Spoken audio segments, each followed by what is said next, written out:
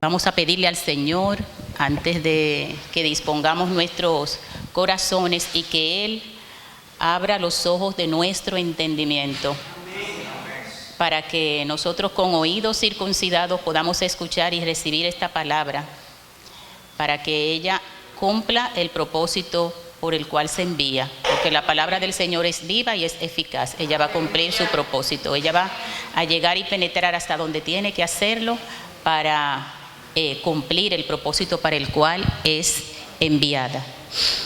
Y yo quiero tratar en esta mañana un tema que yo sé que está relacionado con lo que en estos días nosotros hemos venido compartiendo. Hemos hablado, el pastor y nuestro pastor hermano Wilson, acerca del reino. Y continuando con esto, nosotros vamos a hablar hoy acerca de algo muy importante que ocurre en nuestras vidas a todos los que somos nueva creación. Cuando una persona nace de nuevo, comienza una obra maravillosa en cada uno de nosotros. Por eso estaremos tratando acerca de la formación de Cristo en nosotros. Yo le he puesto por título: hasta que Cristo sea formado en nosotros. Vamos a iniciar con una palabra que está en Efesios 4, del 11 al 15. Y Él mismo constituyó a unos apóstoles, a otros profetas, a otros evangelistas, a otros pastores y maestros, a fin de perfeccionar a los santos para la obra del ministerio, para la edificación del cuerpo de Cristo, hasta que todos lleguemos a la unidad de la fe y del conocimiento del Hijo de Dios, al hombre perfecto, a la medida de la estatura de la plenitud de Cristo. Así ya no seremos niños fluctuantes, llevados por doquiera de todo viento de doctrina, por estratagema de hombres que para engañar emplean con astucia las artimañas del error, sino que siguiendo la verdad en amor, crezcamos en todo en aquel que es la cabeza, esto es Cristo. Entonces, vemos aquí palabras claves, ¿verdad? El contexto en el cual Pablo le está hablando a los efesios aquí. Él comienza a hablar acerca de factores que promocionen o promuevan la unidad en el espíritu en la iglesia. Y hablando del Señor, dice: recuerda que nuestro Señor llevó cautiva la cautividad y dio dones a los hombres. Recordando que a cada uno de los santos le es impartida la gracia conforme al don de Cristo. Entonces, asimismo, el Señor asigna ministros, podemos decir. Él a algunos los nombra apóstoles, profetas, evangelistas, pastores y maestros. Y vemos aquí cuál es el propósito de que Él haga eso. ¿Cuál es el propósito? Para perfeccionar a los santos, para la obra del ministerio, para la edificación del cuerpo. Angelito, continúa con las diapositivas, por favor. Para la edificación del cuerpo. Entonces, hay un primer propósito que es perfeccionar a los santos. Cuando hablamos aquí, en la traducción griega, cuando se menciona perfeccionar, la traducción es catartismo, que significa equipar a los santos. Es decir, el propósito de que esa gracia sea impartida a todos los santos es que cada uno sea equipado con un propósito, y es con el propósito de que bajo su asignación se cumpla el propósito eterno. Entonces, para eso hay que estar equipados. Y vemos en esta palabra como clave que esa perfección de los santos se cumple por el conocimiento del Hijo de Dios. Es una perfección que lleva al conocimiento del Hijo de Dios, pero nadie puede perfeccionarse sin el conocimiento de Cristo. Habla de que asimismo llegaremos a ser como un hombre perfecto, ¿verdad? Y cuando habla de perfecto, en la traducción aquí es telios, entonces es maduro, completo, a la medida de la estatura de Cristo. Entonces vemos que hay un propósito aquí o hay un fin. Y el fin es un propósito que no es nuestro, es un propósito del Padre. Y el propósito del Padre es que todos lleguemos a ser maduros y todos lleguemos a ser como ¿quién? Como Cristo. Amén. Llegar a su estatura, al conocimiento de Él, a la medida de la estatura de la plenitud de Cristo. Y hay aquí otra palabra clave, que es crezcamos, crecimiento. Entonces el propósito es que seamos edificados. El propósito es que nosotros seamos, decíamos que catartismo es equipados, que tengamos las herramientas adecuadas para cumplir un propósito y que crezcamos. ¿A quién de ustedes le gustaría ver que sus hijos no crecen?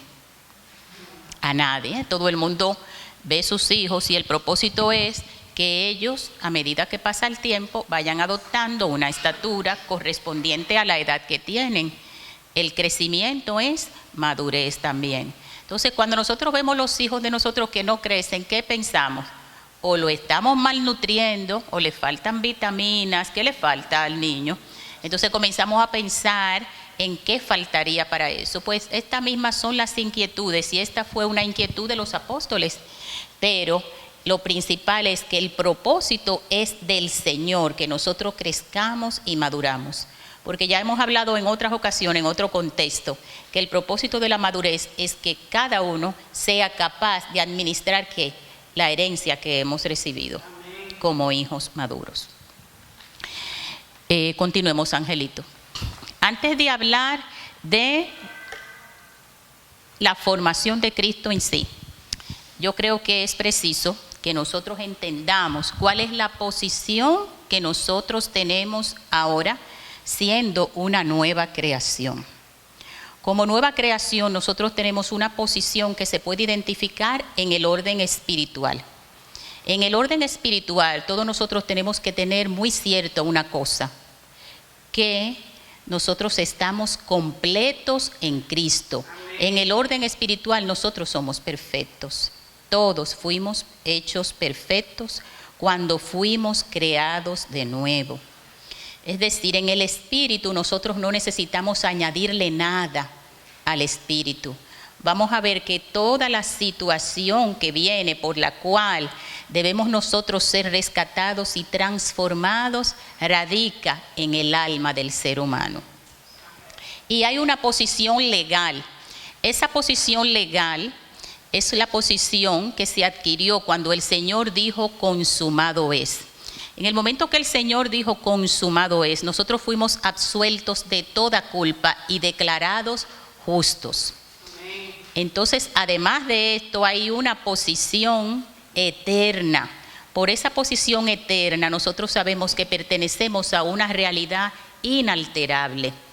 ¿Cómo yo le explico esto en una manera que lo puedan entender y por qué nos causa gozo entender que ahora en esa posición eterna que tenemos como nueva creación, la realidad nuestra es inalterable porque nosotros siempre seremos salvos? Siempre seremos una nueva creación. Nosotros, ¿quién nos puede cambiar los genes? Y la palabra dice que nosotros ahora tenemos la vida de Cristo en nosotras, la vida de Dios. ¿Quién puede alterar eso? ¿Quién nos separará del amor de Dios que es en Cristo Jesús? Dice la palabra. Entonces, esa posición en la que estamos nosotros como nueva creación es una posición eterna que nos asegura que esta realidad es inalterable. Entonces, vamos a ver, como ya yo mencionaba, si estoy diciendo que el espíritu está completo, es perfecto, y que la situación radica en el alma, vamos a ver dónde comenzó todo esto. La siguiente, Angelito. En Génesis 2:7, vamos a ver. Génesis 2:7. Dice la palabra que el Señor, entonces Jehová Dios formó al hombre, ¿de qué lo creó? Del polvo de la tierra, sopló en su nariz aliento de vida y fue el hombre un ser viviente. Adán era alma viviente, eso era el hombre. La palabra en la traducción hebrea, cuando nosotros vemos aquí que dice sopló en su nariz aliento de vida, aliento en el hebreo es nechamá y significa alma. También es como una inspiración de vida, un soplo. La nechamá es el alma en la traducción hebrea. Por eso Adán fue constituido como un alma viviente. Pero dentro de él, vamos a decir dentro de él y Eva, aunque nosotros sabemos que el Señor cuando decía Adán los llamaba a los dos. Es como ahora, el hijo corporativo, ¿verdad? Si el Señor dice mi hijo, refiriéndose a nosotros, está hablando de todos al mismo tiempo. Así mismo era cuando llamaba a Adán. Pero Adán tenía en sí un potencial para tener vida eterna. Por eso sucedió algo. Y es que el Señor puso en el huerto dos árboles. Dice que Él puso el árbol de la vida en el huerto y en el centro del huerto puso el árbol del conocimiento del bien y del mal, con una advertencia de que no comieran de ese árbol, porque si lo hacían ciertamente morirían. Entonces tenía Adán la posibilidad de tener vida eterna, pero sucedió algo, y es que de los dos árboles ignoraron al árbol de la vida. Adán no llegó a comer a Cristo, que es el árbol de vida que estaba en el huerto. Por eso la elección que había eran dos, o vida o muerte, y eligieron la muerte. En el momento que eligieron la muerte, entonces el término que se ha empleado teológicamente para explicar esto que ocurrió es la caída, pero no era una caída, murieron. La muerte se explica en el contexto de que quedaron separados de Dios. Y esa separación del Padre es muerte. Espiritualmente estaban muertos. Desde ese mismo momento, entonces, el alma toma el gobierno del cuerpo. Ya el alma es que comienza a gobernar y el alma no fue hecha o administrada a nosotros por ese soplo para que el alma gobernara. El alma estaba para cumplir con un propósito, no para gobernar. En el momento que el alma comienza, ¿cuáles son las partes del alma que nosotros hemos explicado tantas veces aquí? Las emociones, el entendimiento, la voluntad. Entonces, al separarse el hombre, al separarse Adán espiritualmente de Dios, comienza su alma a gobernar. Entonces, en ese mismo momento que caen, ellos comienzan a tener su propia justicia, adquieren una capacidad de tener su propia justicia. Y todas las cosas que antes en ese huerto que el Señor plantó en el Edén, porque no era el Edén que era todo el huerto, no, sino que en el Edén Él plantó un huerto. En ese huerto, entonces, todas las cosas que el Señor había dicho que eran perfectas, ellos comienzan a juzgarlas como buenas o malas. Por eso, eso es lo que nosotros hacemos. Nosotros vemos las cosas e inmediatamente juzgamos. ¿Es bueno o es malo? Y lo estamos haciendo desde el punto de vista del alma, no del espíritu, cuando juzgamos las cosas como buenas y malas. Por eso, cuando nosotros venimos a hacer una nueva creación, ya no juzgamos las cosas desde el alma. Y hay un término en Romanos que nos explica muy claro por qué nosotros ya no vivimos con relación al alma, sino una vida en el espíritu. Y es cuando dice que todo obra para bien para los que aman a Dios. Es decir, usted va a vivir va a tener experiencias que para usted son malas, entre comillas, como nosotros los juzgamos, pero cuando usted viene a ver, pero fue transformada para bien, entonces no era ninguna experiencia mala.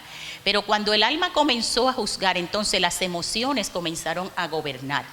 Y vemos que inmediatamente ellos caen, ellos mueren. ¿Qué sucede? Cuando el hombre muere, inmediatamente comienzan a surgir emociones en él. ¿Y cuáles fueron las primeras? El miedo, el temor, la vergüenza, la culpa. Es decir, ahí mismo se ve la manifestación de la expresión del alma. ¿Por qué tenían vergüenza? Porque fueron destituidos de la gloria de Dios. Recuerden que cuando cayeron, no es una caída, es una muerte. Entonces, Adán en el huerto estaba como vestido, pero lo que lo vestía era la gloria. Ellos tenían como si fuera un halo de luz alrededor, como vemos en las películas, era así porque era la gloria. Cuando fueron destituidos de esto, que no tenían gloria, entonces vieron sus cuerpos tales y como eran, y como habían comido del árbol del conocimiento del bien y el mal, se dieron cuenta que estaban desnudos y tuvieron vergüenza. Entonces vemos cómo comienzan las emociones a dominar el cuerpo, las emociones y el razonamiento, el intelecto. Por eso, desde el alma, que no es mala, a veces nosotros oímos hablar de que es almático. No es que el alma es mala, porque Adán, antes de la caída, el Señor sopló en su nariz y le dio un alma. El asunto es cuando el alma adquiere el gobierno, porque ella no fue diseñada para eso. Entonces se alteró la estructura, se alteró el diseño. Y vemos cómo ellos, asimismo, después de la caída, cuando mencionaba lo de los árboles, ¿verdad? Que Adán debió ir e ignoró al árbol de vida y prefirió la muerte. Señores, eso se sigue haciendo. Por eso el Señor decía: la luz vino al mundo, pero los hombres prefirieron las tinieblas antes que la luz. Es decir, siguen habiendo dos árboles. Sigue estando el Señor para que comamos de Él y siguen estando las tinieblas. Pero la gente, sí, es lo mismo, sigue haciendo una elección en su libre albedrío y elige la muerte. Vemos que inmediatamente ellos caen, comienzan todos estos conflictos. Y podemos decir una cosa: todos los conflictos que aparecen aquí en el alma, por el alma, porque el alma comenzó a gobernar, usted puede estar seguro que aquí solo muestra en la palabra miedo, vergüenza y culpa. Pero ¿qué debieron tener ellos?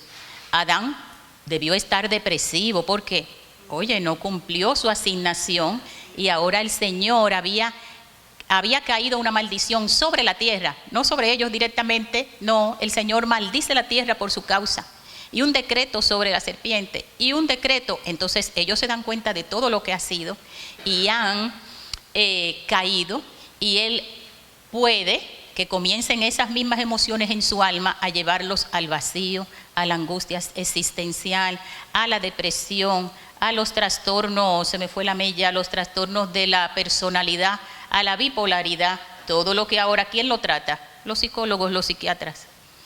Pero los psicólogos y los psiquiatras tienen mucho trabajo desde el inicio de la creación, porque debieron tratar a toda la humanidad. Ahora, ¿qué hace un psicólogo con un muerto? ¿Por qué estaban muertos? Para que un muerto se vea mejorcito, ¿qué es lo que hacen? Lo maquillan, ¿verdad? Entonces, el psicólogo lo único que puede es maquillar el muerto. Si usted se da cuenta, a veces yo me doy cuenta porque la gente me pide consejo, pero cuando yo le voy a dar el consejo, ¿qué le digo?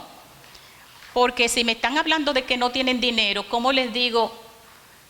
Tu Dios pues suplirá todo lo que te falta conforme a las riquezas en gloria en Cristo. ¿Le puedo decir? No, porque está muerto. Y esa es una promesa para nosotros, esa es una herencia que nosotros recibimos. ¿Ven qué difícil es cuando uno le va a hablar a un muerto? Porque ¿quién le habla a un muerto? No se puede hablar a un muerto. Entonces es muy difícil. ¿Qué termina uno diciéndole? ¿Qué termina uno diciéndole a alguien que está depresivo? Bueno, vamos a subirte el cortisol, ponte a ver series para que aumente la serotonina, series románticas, ponte a escuchar música, relájate, medita. Pero ¿cómo le presento a alguien que está muerto las obras? O le presento la herencia del que está vivo. ¿Cómo se la entrego? No puedo.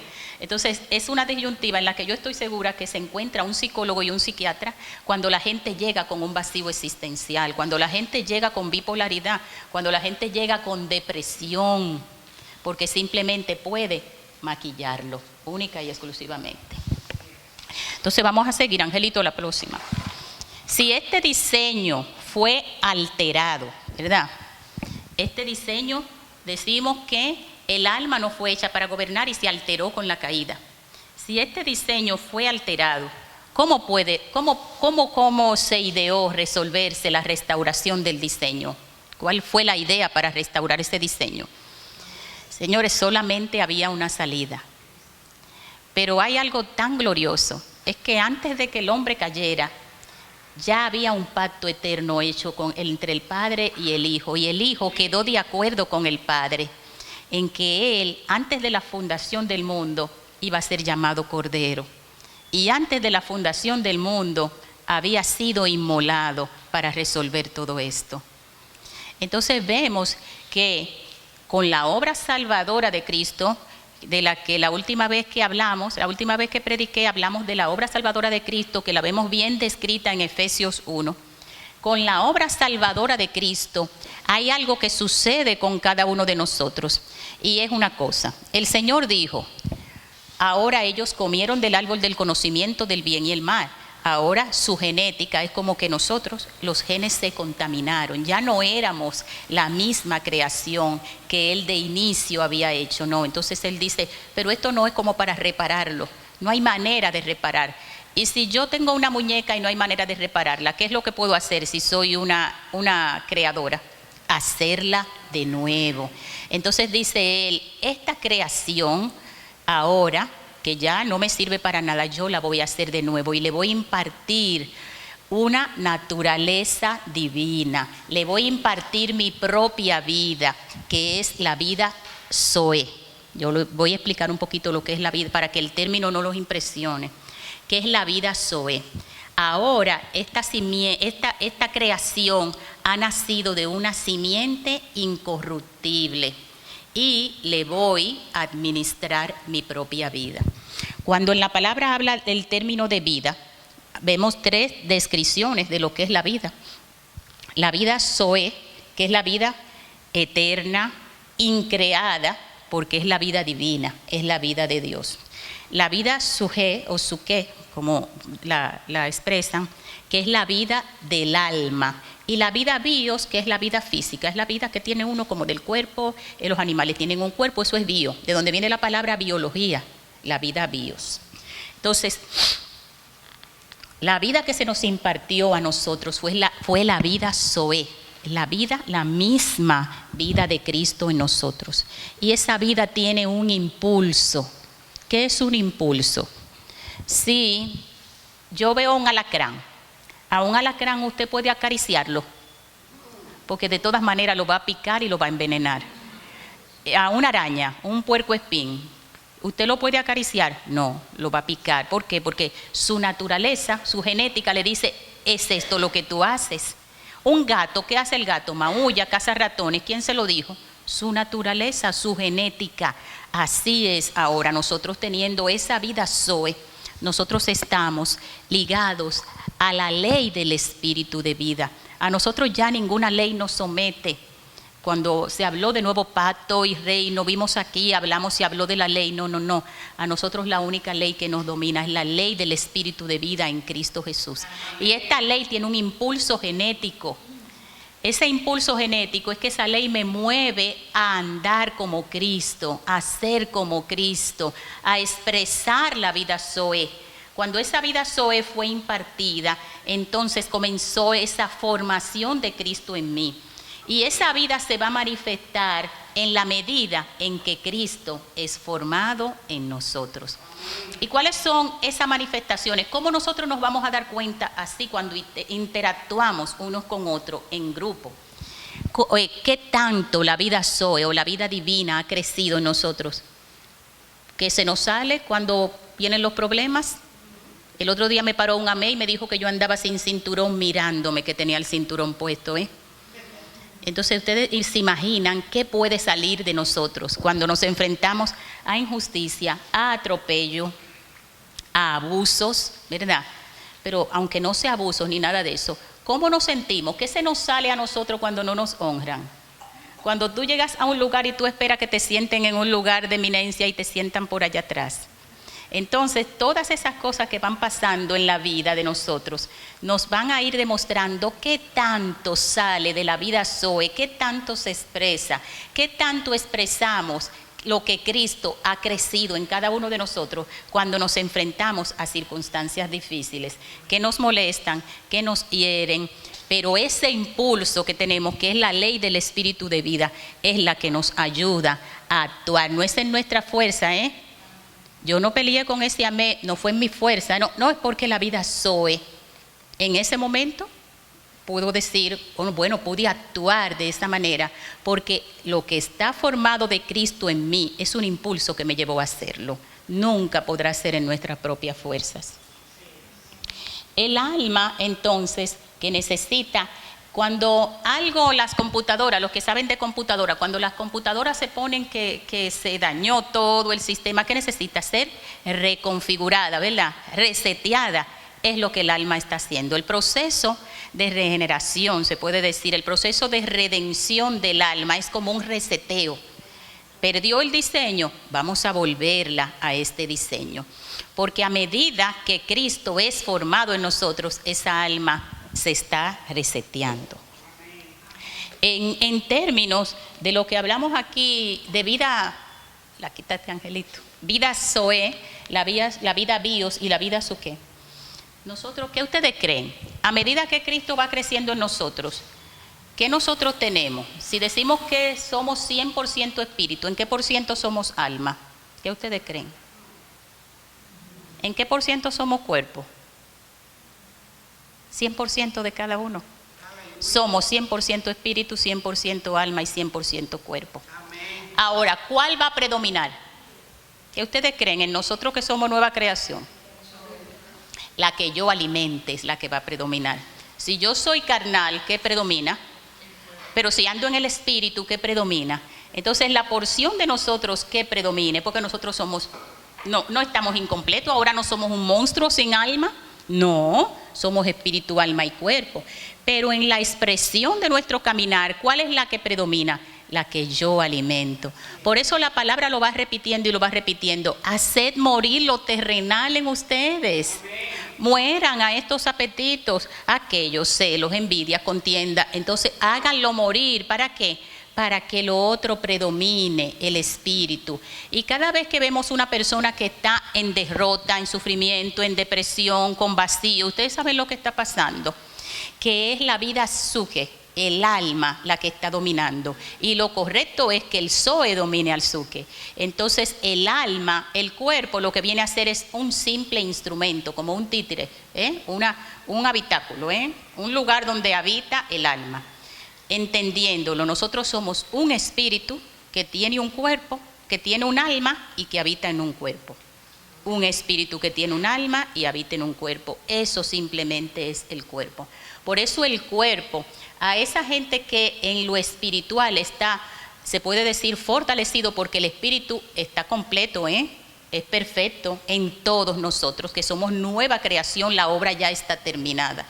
Pero ustedes han visto que esa gente, como el típico ejemplo es Pablo, que Pablo decía, ¿quién me librará de este cuerpo de muerte?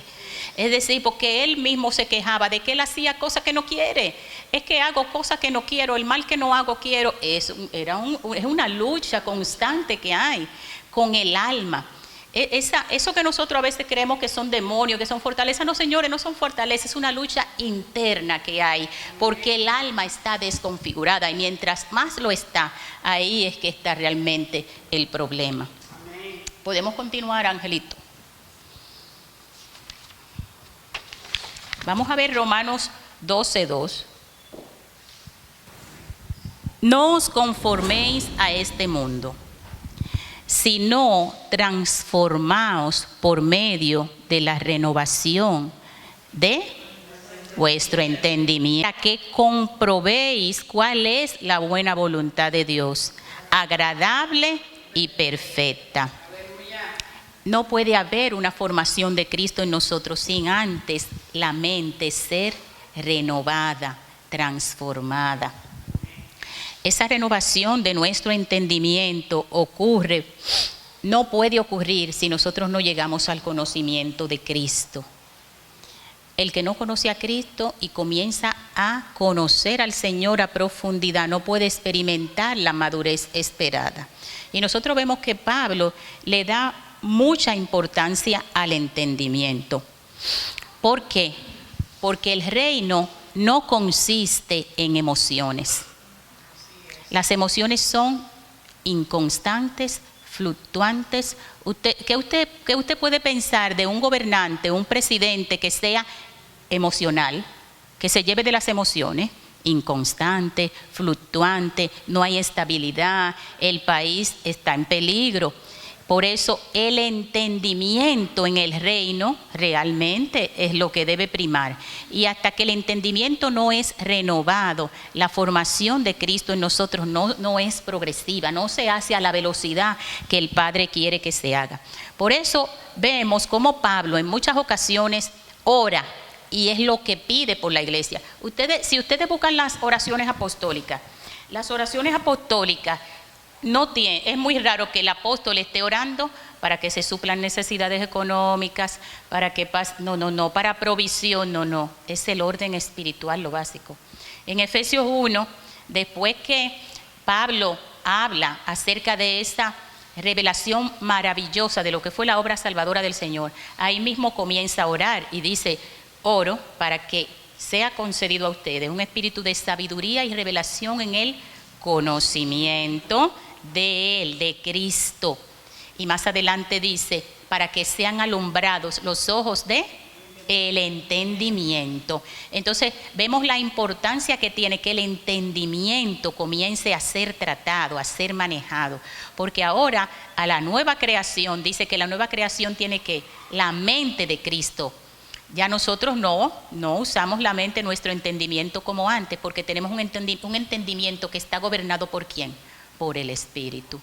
Entonces, en Efesios 3 también, en Efesios 3, Pablo está orando. Y en ese caso él dice que dobla sus rodillas ante el Padre de nuestro Señor Jesucristo. Él comienza: de quien toma nombre toda familia en los cielos y en la tierra, para que les dé, conforme a la riqueza de su gloria, el ser fortalecidos, ¿dónde?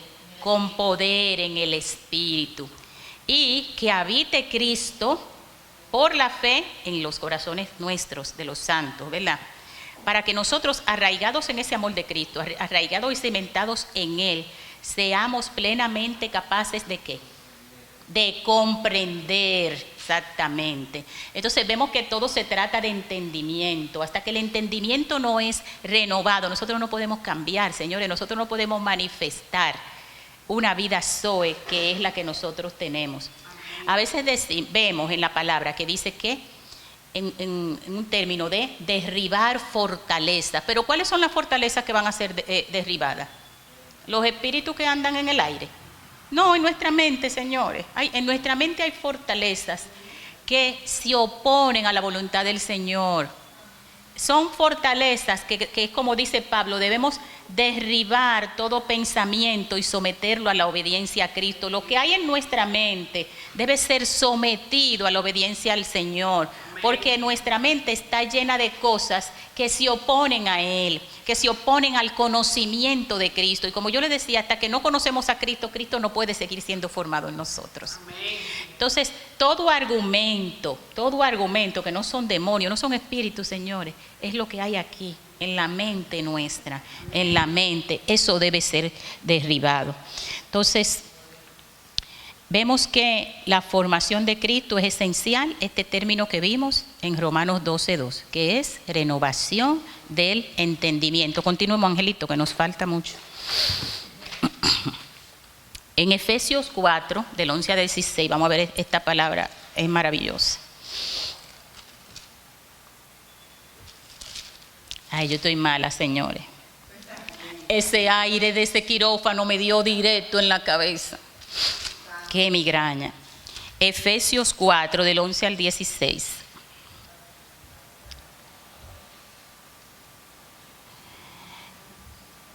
Vamos a ver de nuevo aquí. Y él mismo, ustedes me van a decir, ¿estamos leyendo lo mismo? Sí, es importante que lo leamos.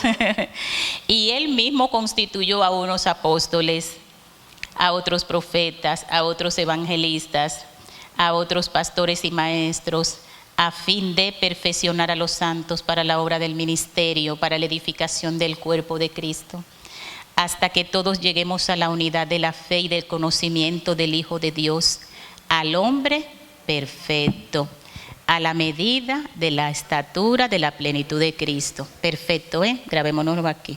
Es la voluntad del Señor que seamos como perfectos. Entendiendo que perfecto, le dije que en el griego aquí es telios. Telius es maduro, maduro, completo, maduro. Así ya no seremos niños fluctuantes, llevados por doquiera de todo viento de doctrina, por estratagema de hombres que para engañar emplean con astucia las artimañas del error, sino que siguiendo la verdad en amor, crezcamos en todo, en aquel que es la cabeza, esto es Cristo. El Padre lo que quiere es que cuando nos ve a nosotros, al Hijo corporativo, y a cada uno de nosotros, ¿a quién quiere ver? A Cristo, quiere ver a Cristo. Y nosotros vemos en este contexto, como yo les decía ahorita, que Pablo comienza a hablar de lo que motivó todo esto, fue el asunto de que estuvieran unidos en el Espíritu. Por eso vemos que al principio le dice, sopórtense con paciencia, soportándose con paciencia los unos a los otros. Nosotros nos soportamos con paciencia. Yo no sé, yo no sé si nos soportamos con paciencia, cada uno de nosotros. Ustedes saben cómo nos soportamos más con paciencia, cuando recordamos una cosa, que Cristo se está formando en nosotros. Entonces cuando se nos salga el viejo hombre, traguen y digan, la voy a dejar tranquilita, porque es que todavía Cristo se está formando en ella. Y eso nos ayuda a nosotros a interactuar. Y como dice Pablo, a soportarse. Él hablaba ahí de la unidad. Y motivado, hablando de la unidad en el Espíritu, en ese vínculo que los apóstoles le dieron tanta importancia, de nosotros estar unidos en la fe, en el Espíritu. Entonces él habla, una manera es como que sean maduros.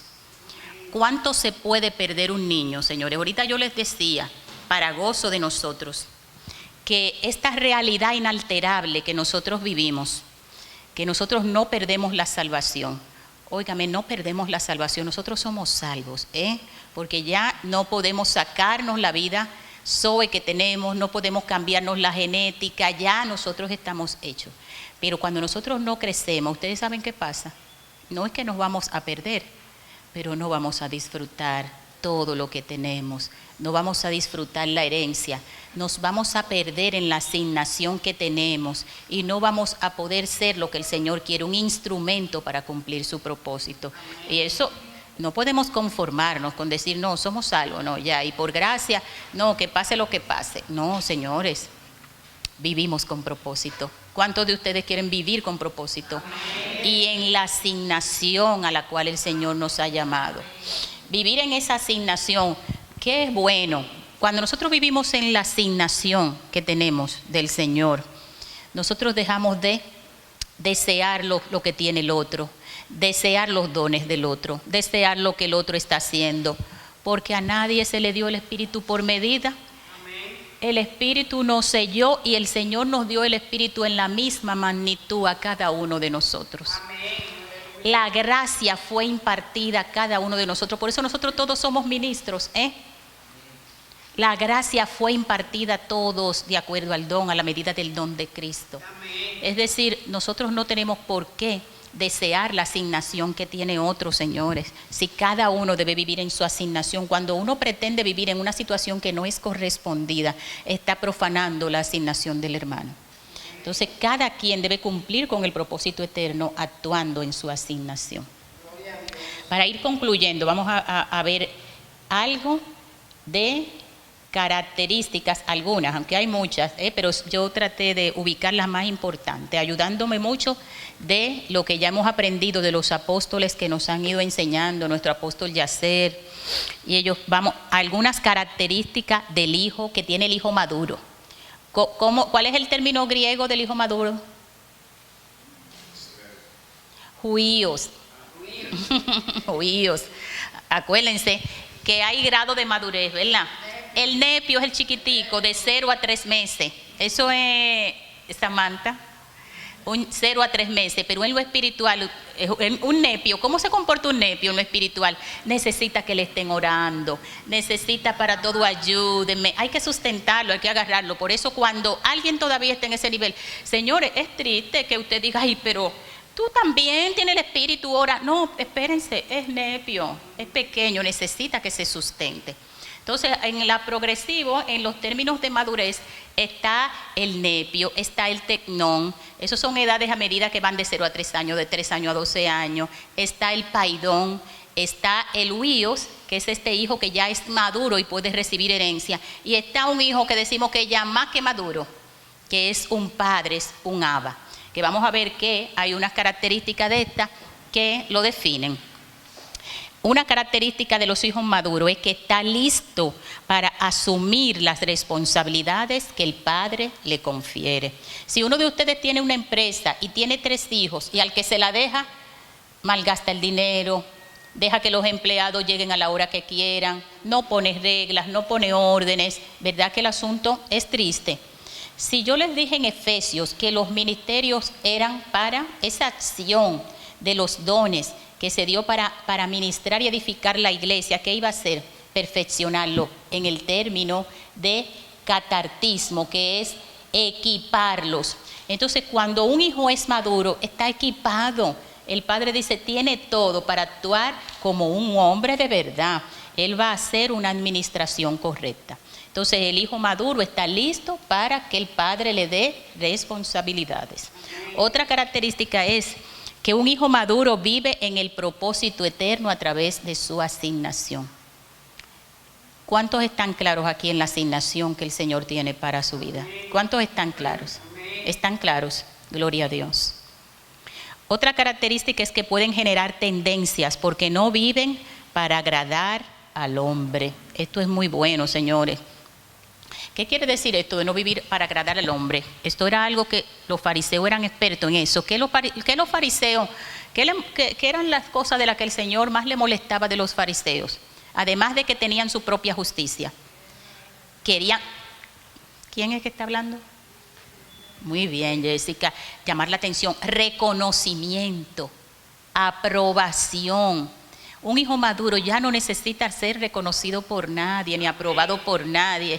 No es que usted sea que se la esté dando en nada, ni antipático, que usted dice, no, yo no quiero la aprobación de nadie, si yo no le caigo bien, que no le caiga bien. No, es que usted no necesita reconocimiento. Señores, recuerden, hay psicólogos aquí. Ay, perdón, porque dije que el psicólogo maquillaba un muerto. El que necesita reconocimiento y aprobación tiene una raíz.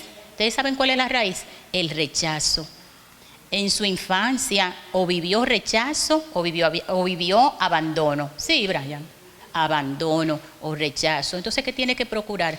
Sanarse, señores, porque no podemos seguir rumiando las mismas cosas que nosotros venimos arrastrando de familia, de aquello. Sanarse del rechazo. ¿Para qué? Para que como hijo maduro pueda entonces vivir en el propósito del Señor, vivir en su propósito.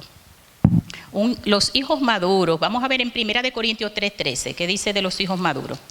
1 Corintios 3:13.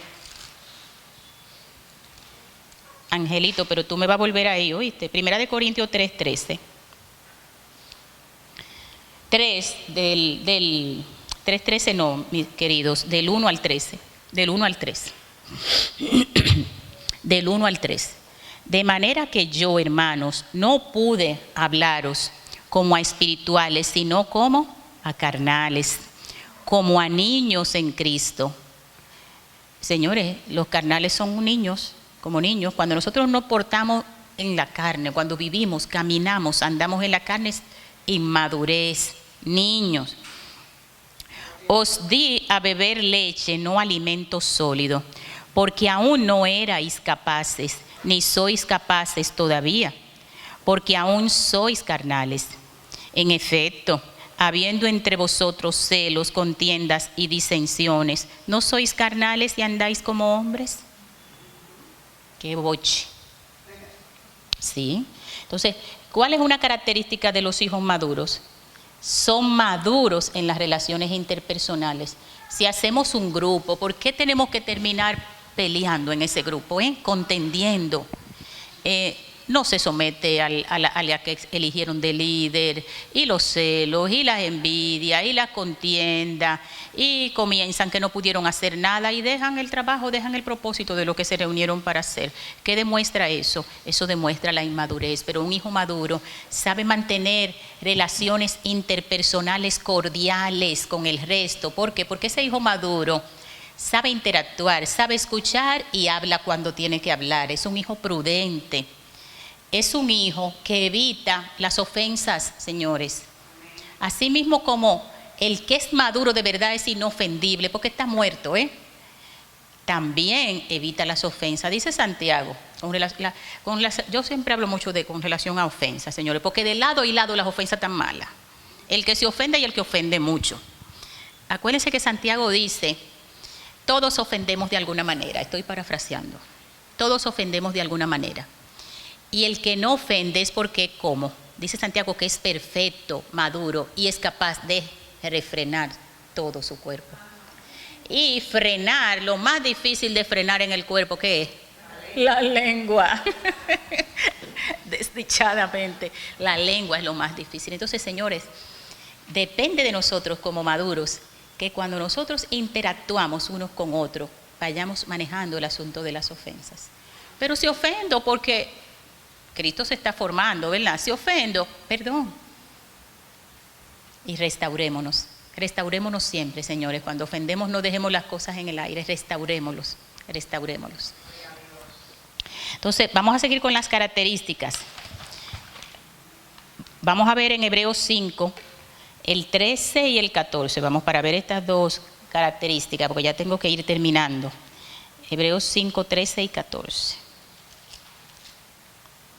En Hebreos 5, 13 y 14 dice: y todo aquel que participa de la leche es inexperto en la palabra de justicia.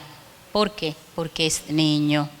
El alimento sólido es para los que han alcanzado madurez, para los que por el uso tienen los sentidos ejercitados en el discernimiento del bien y del mal. Y aquí vemos dos características de un maduro.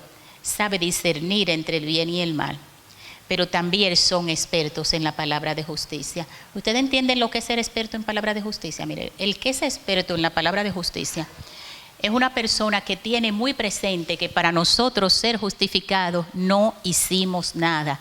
Entonces nadie tiene de qué gloriarse de la obra de salvación, porque toda la gloria es del Señor. Nosotros no hicimos nada. Por eso el que es experto en la palabra de justicia adquiere una cosa, y es la tolerancia, el amor con sus hermanos que son nueva creación cuando caen, cuando pecan. Cuando usted ve una gente que condena mucho, y tú esto, y tú eres esto, y tú mira de qué cristiana, y mira lo que hace, inexperto en la palabra de justicia. Porque el que es experto en la palabra de justicia, cuando alguien cae, no lo condena, exhorta, lo levanta, lo ayuda, lo motiva, ¿de acuerdo? Entonces, en eso se nota cuando una persona es experto en la palabra de justicia. Y el que es maduro necesariamente tiene que estar ejercitado en el discernimiento. Sobre todo en estos tiempos, señores, que hay muchas amenazas. Entonces, otra característica del hijo maduro es que, vamos a verlo en Efesios 4:14. Efesios 4:14 dice que así ya no seremos niños fluctuantes, llevados por doquiera de todo viento de doctrina, por estratagemas de hombre que para engañar emplean con astucia las altimañas del error.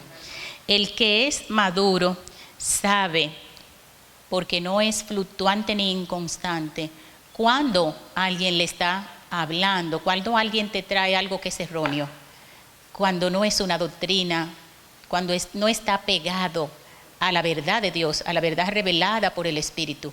Es decir, tiene que tener discernimiento y no es cambiante, no es fluctuante. Un ejemplo, aquí se predica mucho el reino de Dios y el nuevo pacto. ¿Cómo va a ser que con todo lo que se habla de lo que es el nuevo pacto y el reino de Dios volvamos a vivir en la ley? Nosotros volvamos a costumbres judaizantes. Y mire, cualquiera puede hacerlo, porque a veces usted se ve haciendo costumbres, teniendo costumbres judaizantes sin darse cuenta.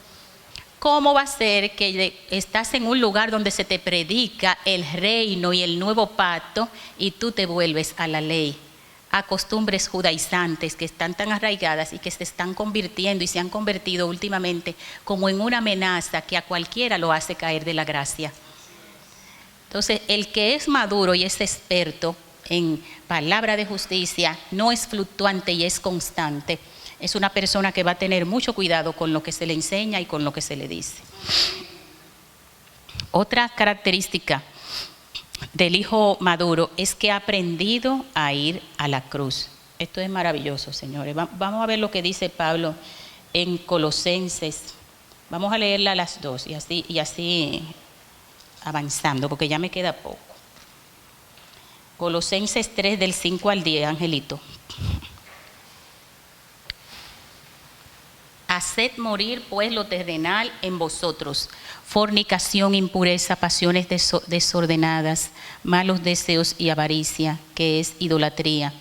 Por estas cosas la ira de Dios viene sobre los hijos de desobediencia, en las cuales vosotros también anduvisteis en otro tiempo cuando vivíais en ellas.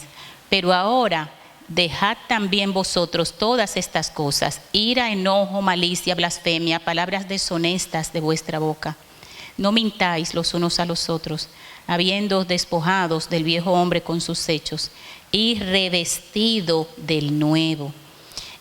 Conforme a la imagen del que lo creó, se va renovando hasta el conocimiento pleno. ¿Quién es que se va renovando?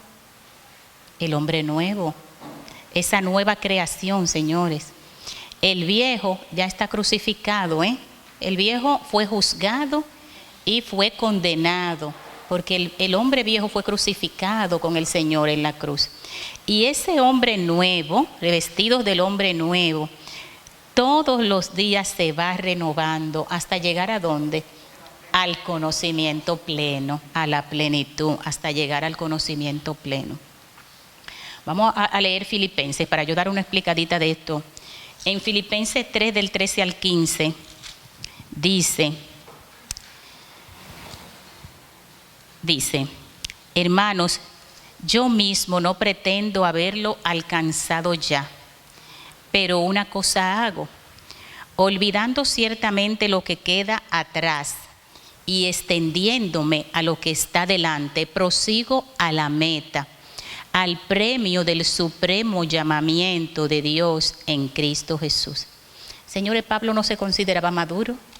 Ustedes no ven que él dice ahí que no pretende haberlo alcanzado ya, la madurez. No se consideraba. ¿Y qué decía él? Que él proseguía a la meta. Una manera, señores, de que Cristo sea formado en nosotros es ir a la cruz. Y cuando hablamos del término de ir a la cruz, no estamos diciendo que carguemos con sufrimiento, no estoy diciendo que tenemos que sufrir, porque, señores, todo el sufrimiento lo llevó el Señor. Amén. Estamos hablando de ir a la cruz para que nosotros en ese lugar recordamos que el viejo hombre está crucificado. Amén. Y que ahora este nuevo hombre debe vivir conforme a lo que ha sido llamado. A mí me gustaba mucho una explicación que daba de esto, de ir a la cruz, el apóstol Yacer. Él decía que el que está crucificado no puede mirar para atrás. Dice Pablo aquí que olvidando lo que queda atrás, el que está en una cruz, imagínenselo mirando para atrás, ¿puede? No puede mirar para atrás, solo tiene un panorama, señores, y es para adelante, seguir a la meta, seguir a la meta. Cuando nosotros estamos crucificados con Cristo, todo el viejo hombre y todo eso quedó detrás. Nosotros miramos adelante y seguimos a la meta del supremo llamamiento en Cristo. Y para esto nosotros, señores, tenemos que ser maduros. Nosotros tenemos que ser capaces de ser buenos administradores. Entonces, otra característica es saber escuchar la voz de Dios. Una persona madura sabe cuando Dios le habla. Por eso un maduro no anda buscando que un profeta le diga qué es lo que viene. No, porque el maduro tiene la facultad de escuchar la voz de Dios y distinguirla. Sabe entrar con Él en intimidad. ¿Y quién es que nos revela a nosotros lo que ha de venir? Como lo dijo Cristo, el Espíritu Santo. El Espíritu Santo es el que te dice lo que viene. El Espíritu Santo nos revela toda la verdad, decía el mismo Señor, todo. Porque el Espíritu Santo oye, dice el Jesús decía que el Espíritu Santo estaba escuchando del Padre y del Hijo y nos lo hará saber. Ustedes lo han leído en Juan, como él lo dice.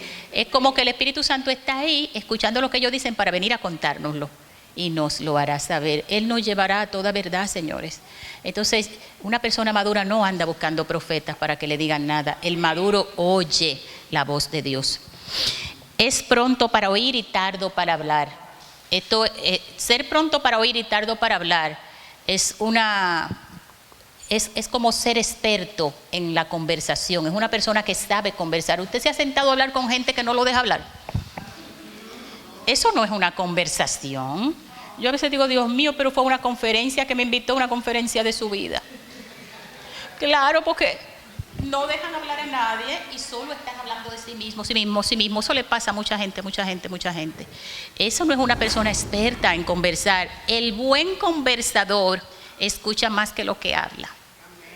Entonces, así como decíamos que dice Santiago que el que es maduro refrena su lengua, el maduro es pronto para escuchar y tardo para hablar, porque tiene el control de su lengua por el Espíritu. Y una característica última que es maravillosa, una persona madura, un hijo maduro, este ya no es el huíos el que tiene esta característica, ya este es el pater. El pater, que es un padre, es protector, es progenitor, anhela reproducirse en otros, los quiere enseñar. Es decir, yo quiero que aprendan, yo quiero que sepan, yo quiero que sus ojos sean alumbrados, los ojos de su entendimiento, yo quiero que lleguen al conocimiento de Cristo, yo quiero que les sea otorgada la sabiduría y el conocimiento de Dios. Eso quiere un padre, reproducirse en otros, y quiere dejar un legado, pero lo hace ¿cómo? En amor, porque ese padre también sabe disciplinar. Ese padre sabe, qué bonito es eso, esa descripción de madurez del padre. Y un ejemplo típico de un padre en el reino es Pablo, señores. Con todo y que se describe a Pablo como que tenía un carácter fuerte, pero Pablo Pablo expresó en Timoteo algo que tú dices, no, pero es como si fuera su hijo que lo engendró, la manera en que lo trataba. Pero asimismo trató a todas las iglesias en ese amor de padre, en ese cuidado de padre. Incluso a los Gálatas le dijo que tenía dolores de parto de nuevo, hasta que Cristo fuera formado en ellos. Es decir, los Gálatas, la gente de Galacia estaba dando brega. ¿Por qué? Porque eran inmaduros. Y Pablo dice, Dios mío, pero hasta que Cristo no sea formado en ellos, yo voy a seguir teniendo dolores de parto. Este era un padre realmente. Entonces, ven cuántos quieren ya recibir una herencia para administrar como hijos maduros. Todos. Esto es un proceso, Señor. Esto no es instantáneo como esa obra salvadora en la cual el Espíritu quedó completo y perfecto. No, esto es un proceso. Esto es un proceso.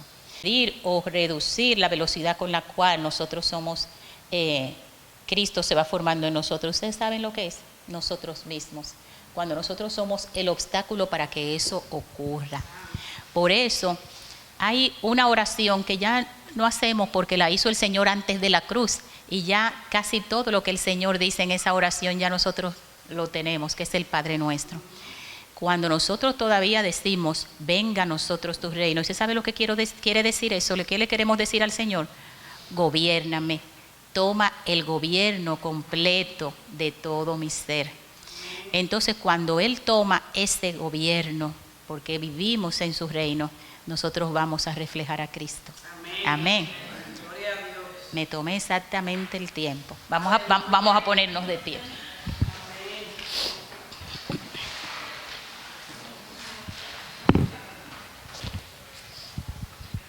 Yo quiero darle gracias al Señor. Yo quiero darle gracias al Señor por su palabra, que es viva y eficaz. Y yo sé que su palabra ha penetrado, como dice la Escritura. La Escritura dice que la palabra de Dios penetra hasta partir el alma y el espíritu. El alma y el espíritu. Es decir, la palabra de Dios actúa en los tres elementos de nosotros: espíritu, alma y cuerpo. Ella penetra hasta partir el alma y el espíritu. Y discierne los pensamientos y las intenciones del corazón. Pero, escúchenme, ella dice, hasta la coyuntura y los tuétanos que se me estaba quedando, que es la parte del cuerpo. Señores, yo como médico razonaba, oye, la palabra entra a los tuétanos. Ustedes saben cómo nosotros le decimos a los tuétanos, la médula ósea. ¿Ustedes saben lo que se crea en la médula ósea? La sangre. Señores, la sangre, ustedes saben la connotación que tiene en el reino, ¿verdad? Esa palabra llega a la sangre, al lugar donde se sintetiza la sangre de nosotros, que hay información genética. Ahí llega la palabra y la palabra hace su efecto. La palabra es eficaz. Y le pedimos al Padre, en el nombre de Cristo, que esa palabra que ha sido impartida hoy sea eficaz en nosotros. Y esa palabra que ha llegado y ha partido el alma, así mismo en el alma, surta su efecto de provocar sanidad donde necesitamos nosotros ser sanados. De quitar de nosotros todo aquello que puede impedir esa formación de Cristo. Y de hacer que nosotros podamos caminar evidenciando la vida que poseemos, que es la vida misma de nuestro Señor, que es la vida divina en nosotros. Que esa palabra de motivación de Pablo para que todos estemos unidos en un mismo espíritu, así sea entre nosotros, que nosotros somos un cuerpo, nosotros somos un hijo corporativo y el amor que hay entre nosotros es manifiesto. Pero cuando esa vida Zoe se manifieste de una manera más clara, más expresiva, nosotros vamos a ver, señores, la manifestación del propósito en este cuerpo. Cómo cada quien va a comenzar a caminar de la manera correcta en la asignación para la que ha sido llamado. Oro también para que alumbre, Señor, los ojos de nuestro entendimiento y que esa renovación de nuestra mente, derribando fortaleza, toda altivez que se levanta en contra del conocimiento de Cristo, sea anulada, sea cancelada, sea derribada, y que Cristo pueda seguir siendo formado en nosotros. Oramos, Padre, para que así sea y para que tu sabiduría y la revelación en el conocimiento de Cristo sea cada vez manifiesto, Señor. Que tu Espíritu Santo nos conduzca a toda verdad.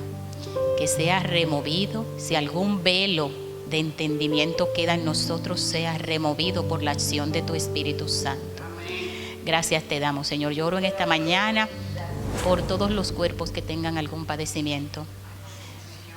Enfermos, ya sea gripe, dolor de cabeza, malestares de virus, dolencias, cuánto dolor del cuerpo. La gente se queja mucho de dolores del cuerpo. Así mismo, pero la palabra dice que por su llaga nosotros fuimos sanados. Él llevó todas nuestras dolencias en la cruz del Calvario. En esa misma cruz que Él dijo, consumado es. Gracias te damos, Padre, en esta mañana. Bendecimos tu precioso nombre y damos a ti toda la gloria y toda la honra.